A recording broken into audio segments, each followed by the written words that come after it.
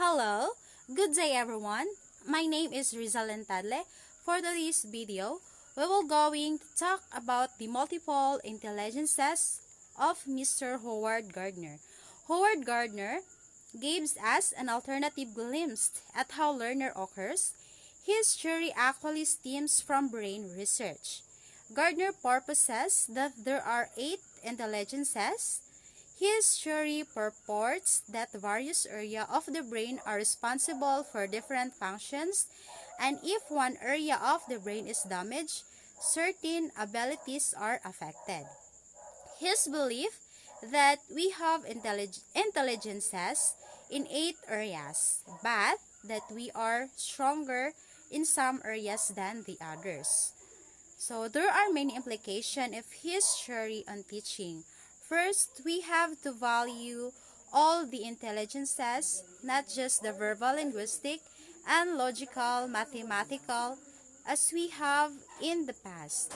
Gardner's theory tells us that it is not reasonable to expect everyone to function alike because of physiological differences within the brain. It means that teachers need to provide multiple opportunities for students to learn, which touch on several on the intelligences. Stronger intelligences can be used to nurture weaker ones. As a result, we can help students who are not strong in math or writing to develop their skills in these areas through their strengths. It's not how smart you are, but how smart you are. So the first one is the verbal linguistic intelligences. So involves the successful manipulation of words and phrases to convey ideas, feelings, and moods.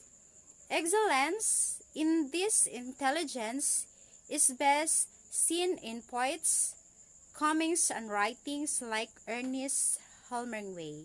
A biological link can be demonstrated by the phenomenon known as broadcast aphasia, in which damage on a specific area of the brain called broadcast area result in the loss of a person's ability to form simple sentences, even though the ability to understand word and sentence is unimpaired. The ability to communicate and articulate through a linguistic mode is highly valued in most cultures. People with strengths in this area think in words and have ability to use words effectively both in writing and in speaking. Technology can help to address students' needs in this area. Word processors and desktop publishing programs, especially those with voice, annotation, or speech output, work in this strength well. Multimedia authoring tools such as Hyperstudio fit in well here because of students' ability to incorporate text in their products. Telecommunication tools, which are predominantly text-based, also fit in this intelligence as well.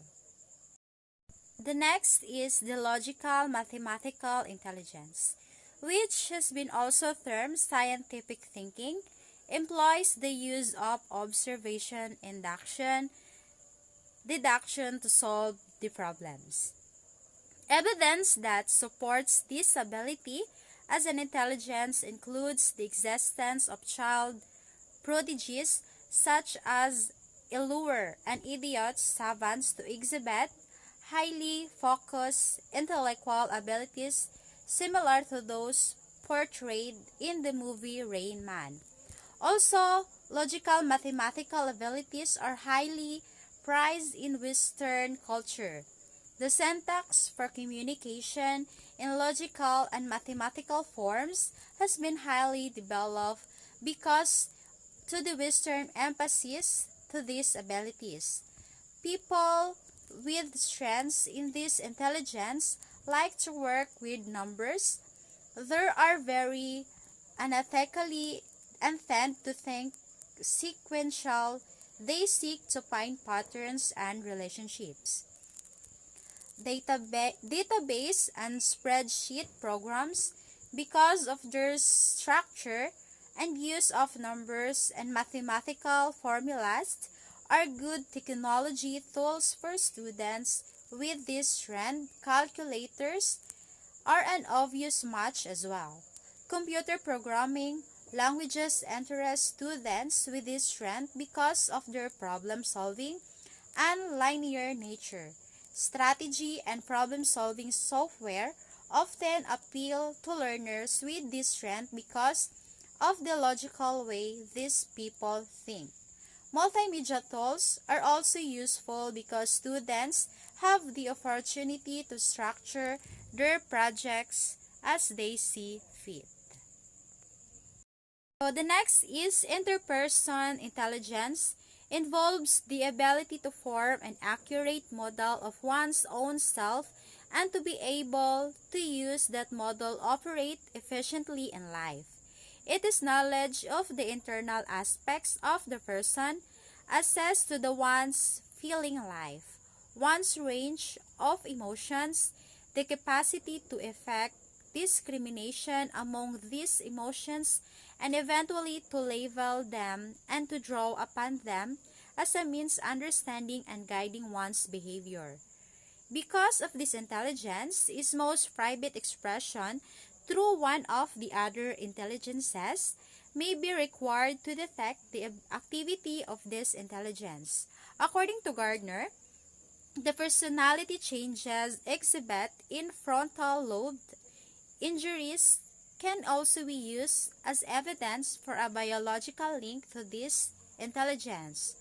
Writers and thinkers in Western culture have emphasizes in this intelligence are typically very introspective.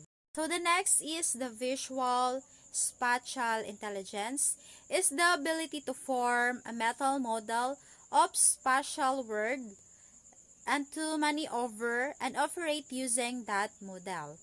Damage to the right posterior of the brain has been shown for the cause impairment in a person's ability to physically navigate, to recognize spaces or scenery, and to notice details in a given environment.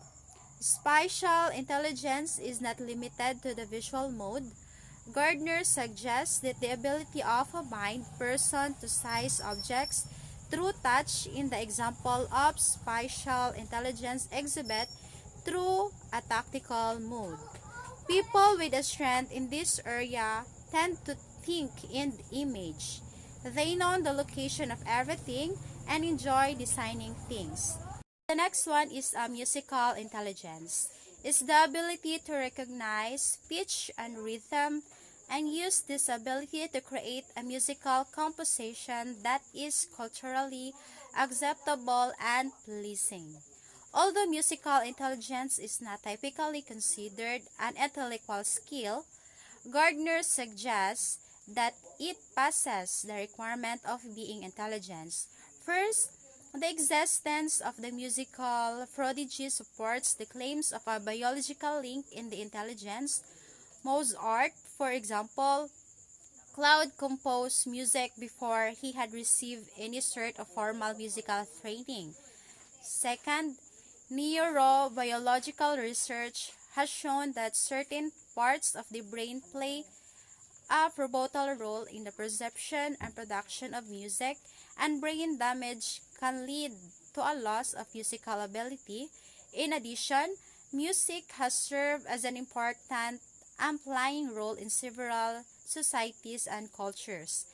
So the next is the bodily kinesthetic intelligence. It's defined as the ability to solve problems or to fashion products using one's whole body or parts of the body. Motor cortex control of the body movement in the evolution of specialized body movement, such as those necessary to correctly use a tool reveal an obvious link of the biological nature of this intelligence. Good physical articulation skills are prized in the many different cultures, demonstrating a cross-cultural importance of the intelligence to different societies. The next one is the interpersonal intelligence, is the ability to understand other people, what motivates them, how they work, how to work with them. Sometimes characterized as a charm or charisma, this intelligence is based on one's ability to notice subtle distinction in mood, temperament, motivation, and intention, to sense hidden desires and intention, and to act on this information. Brain research shows that the frontal lobes play a role in this intelligence. Damage to this area can result in extreme personality changes but somehow spares the other mental factors. An evolutionary link may be development of this intelligence through the necessity of ancestral species to work in hand together. Strength in this intelligence are exhibited by abilities to organize others. Usually, choosing to take on a leadership role, people with this strength not only enjoy working with others, but actually learn better and more by doing so. So the last one is the naturalist intelligence. Refers to the ability to recognize and classify plants, minerals, and animals, including rocks and grass and all variety of flora and fauna. The ability to recognize cultural artifacts like cars or sneakers may be also depend on the naturalist intelligence. This intelligence include observing, understanding, and organizing pattern in the natural environment, including plants and animals. People with this strength enjoy collecting objects from the natural world, observing nature, noticing changes in the environment, caring for pets, and related activities.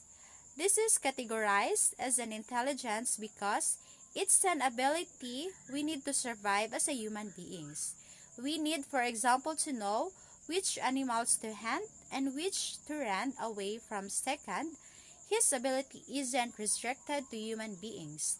Other animals need to have a naturalist intelligence to survive.